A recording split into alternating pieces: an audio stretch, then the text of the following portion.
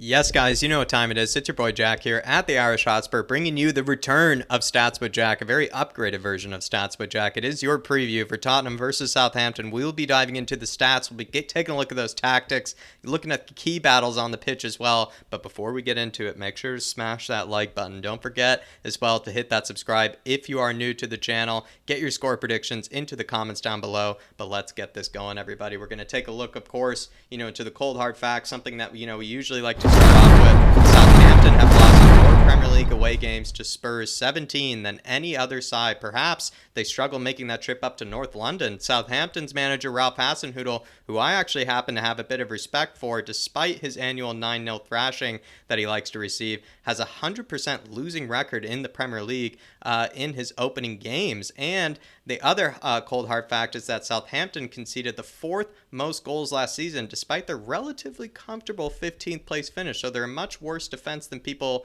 probably thought last season. And as well, they're not so great, starting off campaigns. The head-to-head record between the two sides, Spurs' all-time record versus Southampton in the club's history is 85 won, 55 drawn, and 65 lost. In the last 5 meetings, we have 3 wins, 1 draw, and 1 loss. Despite Southampton's poor away record from home against Spurs, their most recent results away from home at Tottenham Hotspur Stadium have been a 3-2 away win, a 2-1 loss, and a 3-2 loss, suggesting that maybe their, kind of form away from home, while being really poor, at least recently, has been, much better performances. Conte's record against Southampton is fine, as you can see, winning 5, drawing 1, and only losing 1. But Conte's all-time record against Hasenhüttl is quite brief, but not very good.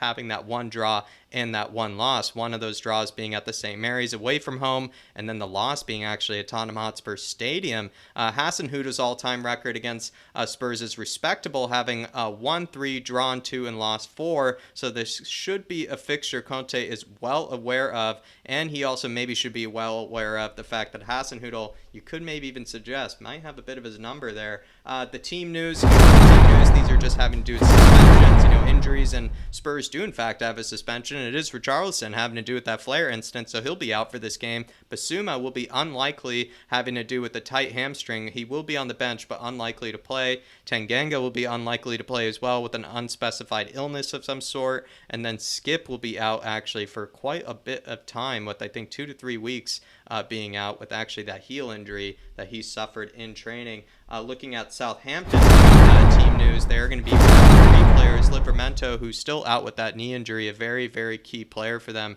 as a wingback. Walcott, the former Gooner, will be out with an unspecified injury of some kind. And then Nathan Tella will be out as well, or at least unlikely, with a knee injury of some sort that I'm not too aware of. But let's take a look, everybody, at how Southampton play. If you have been enjoying the Stats with Jack so far and the upgraded version of it, do smash that like button, people. But we're going to take a look at how do Southampton play, and they have actually been making a bit of a transition to a back 3, people. We do know them, obviously for that 4-4-2, which is very common. Ralph Hasenhüttl being, a Red Bull trained man, they do learn that 4-2-2-2 system, right away. It is that, kind of common staple of the Red Bull trained managers. That 4-2-2-2 or that 4-4-2 of the past obviously involves a lot of hardworking midfielders, really hardworking strikers up front, and having really good runners in behind. But, making that transition to the 3 in the back, maybe he's going for a bit more defensive solidity than he had in the past. Like we said before, conceding the 4th most goals in the Premier League last season. Maybe the 3 in the back is going to give them, a bit more defensive solidity. But also, going forward, maybe they didn't have as many problems, as people would like to think. So Hasenhüttl is sacrificing that extra, forward player for a bit more defensive solidity. But regardless, what you can make sure, though, is that a lot of, I think, the ways that Southampton like to play is still going to be the same. They're still going to try to get the ball into James Ward-Prowse, who is that sort of creative tempo, kind of player in the midfield. He's going to be that midfield maestro, for them. He's going to try to play direct, incisive passes into the likes of, Aribo, or into those strikers of Che Adams and Armstrong. If he can't do that, he will try to look for Kyle Walker-Peters, who is probably their most creative wingback. He can do anything from, take it outside to cutting inside. In this case, as you can see in the animation, he's taking it inside to find their new man, Aribo, who is also very good at, being able to thread through balls he plays it to Aribo. Aribo is able to find that on-running striker of Armstrong, who's been working very hard to, get in behind. He plays him in behind. Armstrong from there takes it away. But Southampton, they will be using a lot of possession, as well. So don't be surprised if they're kind of just passing it for passing's sake. They not only go for those direct passes up to the strikers, in behind, but they also use a lot of possession-based system as well. Let's maybe take a look at maybe how Southampton like to defend. When it comes to their defense, again, we are maybe talking about that, five in the back system. When that five in the back system is kind of bared in mind, we have to maybe look at the fact that it is going to be a bit different from that 4-4-2-2 or that 4-2-2-2, excuse me. On both occasions last season, Southampton really gave us trouble by forcing us to play wide. Our weaker, technically gifted kind of players were probably given more of the ball, that being Emerson, Doherty, or Sessegnon. What Southampton did is that they actually just gave our wider players, more of the ball, and then probably made it more difficult for our players in the middle to have the ball. The likes of Kane, Højbjerg, Bentancur, I think Winks in one of those occasions, Dele Alli, Sonny, any of the players that were playing through the middle really struggled at getting any sort of touches on the ball because they just compacted that midfield with hardworking players that, made it really difficult for them to have any sort of breathing room, and then basically just gave complete reign and freedom to our wide players to do something with it. But the problem is that our wide players didn't really have any ability to really create for themselves or create for their teammates. So we were kind of left in a position where we were expecting Emerson, Sessegnon, etc., to do something with it when they really couldn't. So this is going to be an interesting one, though, because Southampton, they crowded out Harry Kane, as you can see in the animations. They crowded out the likes of Lucas. They crowded out, our midfielders. They made, life really difficult for our center backs on the ball, too. Our center backs had to be forced to play really dangerous passes. So this is going to be an interesting one. Southampton, they are a very hard-working defensive team, and that is actually where, a lot of their goals come from, and it's also just how they've survived in the Premier League is a very hard-working press, kind of reliant team. So it'll be interesting to see how Spurs are going to be able to handle this, but we're going to take a look at maybe how Spurs attack and how Spurs will be setting up in this game. We will be lining up in that 3-4-3, of course, but definitely it's going to have some improvements. It's probably might look a bit more fluid as well, considering we've been working with it for some time. A lot of the players are a lot more comfortable with it now. Creativity, as we do know, comes from Harry Kane dropping deep, as he did in the Jose era. But, with Harry Kane being a bit more mobile as well as being a bit more fit than he was in previous season, I expect him to be a lot better, dropping deep as well as staying high up the pitch. I think what the trouble was with Harry Kane in the past is that him not being so fit, not as mobile, when he did drop deep, it then meant that he was missing, in the front line. But now that he's a bit, kind of more in better shape, you could say, I actually expect him to be able to cover that gap when he does drop deep. He'll be able to sprint in behind and make up, that distance that, might have been lost when he, dropped deep to link up play and bring that creativity. Of course, Sonny is a huge factor of our attack, making those runs in behind from Harry Kane dropping deep. But we also have a new creator in the likes of Kulusevski, who's even come out and said that he sees himself as a number 10 as well. So you don't even have to rely on Harry Kane or Son. You can now rely on Kulusevski as a Spurs fan, as a sort of creator, that a guy that can, spin his man, drop deep, be able to, use his quick feet, a bit of that strength as well, in order to, find the likes of Harry Kane and Son. He's not only a good goal scorer, but a very good creator,